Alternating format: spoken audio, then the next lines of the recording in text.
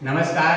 Bagless day અને joyful Saturday અંતર્ગત ફરીથી આજે શાળાના વિદ્યાર્થીઓ દ્વારા ખૂબ જ નવા અને ઇનોવેટિવ આઈડિયા સાથે પ્રોજેક્ટ બનાવેલ છે. અહીંયા ધોરણ 8ના 3 વિદ્યાર્થીઓ પ્રાંશુ, મંતવ્ય અને પરમ આ ત્રણેય વિદ્યાર્થીઓ ખૂબ જ સરસ બનાવ્યું છે, જેના વિશે વિશેષ માહિતી તે વિદ્યાર્થીઓ આપશે. મારું નામ પટેલ મંતવ્ય હર્ષદભાઈ છે અને મારા સાથીદારનું નામ પટેલ પ્રાંશુ અને પટેલ પરમ છે. અમે એક સ્ટ્રીટ લાઇટ મોડેલ બનાવી છે, જેમાં અમે આઈઆર સેન્સરનો ઉપયોગ કર્યો છે.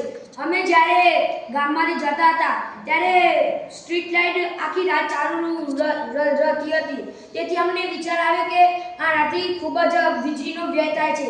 તેથી અમે એવી એક ઓટોમેટિક સ્ટ્રીટ લાઇટ બનાવી. જ્યારે કોઈ વાહન એ સ્ટ્રીટ લાઇટના આગળથી જાય ત્યારે આ સ્ટ્રીટ લાઇટ ચાલુ થાય છે. પછી આ વાહન પસાર થઈ જાય તો સ્ટ્રીટ લાઇટ બંધ થઈ જાય છે. અમે આમાં એક આઈઆર સેન્સર અને 3 જમ્પર વાયર સાથે જોડ્યા. પછી બેટરીના એક વાયરને તે એક જમ્પર વાયર સાથે જોડ્યો. પછી એક લાઇટના વાયરને એક આમાં જોડ્યો. પછી આ બલ્બના એક વાયરને ઋણ છેડા સાથે જોડ્યો. પછી સ્વિચના એક વાયરને જમ્પર વાયર સાથે જોડ્યો. આમ અમે આ પ્રોજેક્ટ બનાવ્યો છે. અમે જ્યારે આ પ્રોજેક્ટ વર્ક કરીએ છીએ ત્યારે ગાડી ઇન્ફ્રારેડ સેન્સરના આગળથી જાય છે ત્યારે આ બલ્બ ચાલુ થાય છે. ખૂબ જ સરસ. ત્રણેય વિદ્યાર્થીઓને અહીંયા તમે જોયું કે આ પ્રોજેક્ટની માધ્યમથી શું ફાયદો થાય.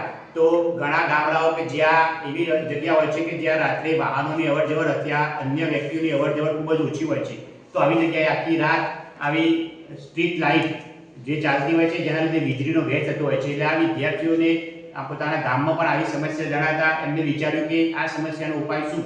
તો એમને આ રીતે એક બેઝિક મોડલ એ તૈયાર કર્યું છે, જેની મદદથી જ્યારે પણ કોઈ ઓબ્જેક્ટ, વાહન અથવા કોઈ વ્યક્તિ જ્યારે આ સેન્સર સમક્ષ આવશે ત્યારે જ આ લાઇટ શરૂ થશે, નહીંતર લાઇટ બંધ થઈ જશે, જેનાથી વીજળીનો વ્યય થતો અટકશે અને વીજળીનો બચાવ થશે. ત્રણેય વિદ્યાર્થીઓને ખૂબ ખૂબ અભિનંદન. આભાર.